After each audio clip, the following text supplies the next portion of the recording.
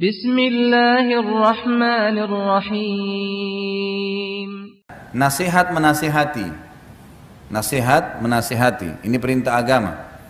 Kata Nabi SAW, ad-dinun nasihat. Agama ini adalah nasihat. Jadi kita saling mengingatkan, saling menasihati. Ibu-ibu harus bisa menerima kalau dinasihati sama suaminya.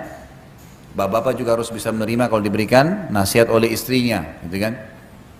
Landasan hukumnya adalah hadis riwayat Bukhari. Nabi SAW pernah waktu di Sulhu Hudaybiyah.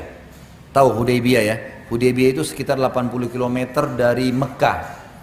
Bapak Ibu kalau lagi umroh, coba negosiasi sama travelnya, minta kami bisa nggak mampir ke Hudaybiyah. Hudaybiyah itu biasanya banyak peternakan unta, dan orang kalau mau beli susu unta biasa di situ.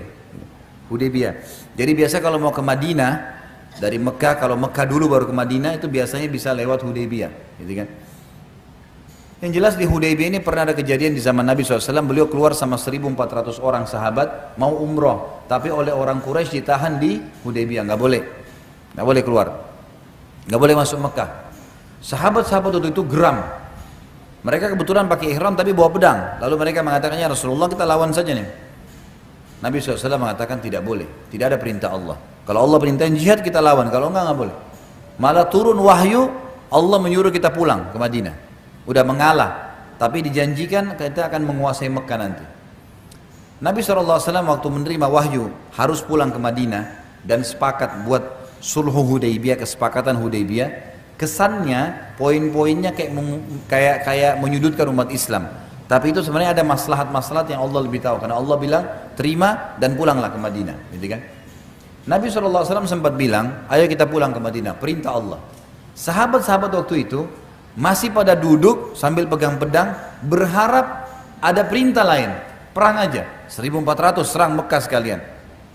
Nabi SAW masuk ke dalam kemah, yang ikut pada saat itu adalah Ummu Salamah, istri Nabi SAW yang lebih tua daripada beliau. Duduk lalu berkata, ya Rasulullah, ada apa?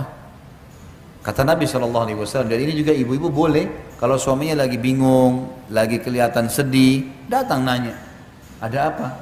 Kata Nabi SAW, Allah perintahkan mereka untuk pulang ke Madinah. Dan sebelum pulang, orang kalau pergi umroh dan tertahan, misal kita lagi berangkat umroh atau haji, di tengah jalan harus pulang, misal terjadi peperangan, nggak bisa, gitu kan? Dan sudah melewati tempat niat miqat, maka harus cukur, tahallul, baru bisa ganti baju biasa, gitu kan? Nah di sini Nabi SAW suruh tahallul, cukur rambut kalian dan kita pulang ke Madinah. Sahabat-sahabat masih duduk, bukan mau membangkang dengan Nabi SAW, tapi mereka masih berharap ada wahyu yang turun menyuruh perang, gitu kan? Maka Nabi SAW masuk dan berkata kepada Ummu Salamah, saya khawatir azabnya Allah turun nih, karena sudah ada perintah Allah kita belum kerjakan. Sahabat-sahabatku masih berharap perang, Allah larang, Allah suruh pulang ke Madinah. Lalu kata Ummu Salamah, ini nasihatnya, ya Rasulullah, tidakkah anda memulai mencukur rambut anda duluan? Anda keluar, cukur rambut duluan depan mereka. Kata Nabi SAW, pendapat yang baik. Nabi keluar, panggil tukang cukur, langsung gundul. Waktu sahabat lihat Nabi gundul, semua saling cepat gundul rambut mereka. Takut pada saat itu karena Nabi sudah kerjakan. Maka dicukur sampai kepala mereka ada yang berdarah. Tapi kita ambil pelajaran apa? Nasihat Ummu Salamah kepada Nabi SAW. Tapi ingat adab. Adabnya kata ulama adalah seorang istri memberikan nasihat kalau melihat dalam keadaan sedih atau bingung suaminya atau diminta sarannya. Karena laki-laki tidak suka kalau tiba-tiba diguruin.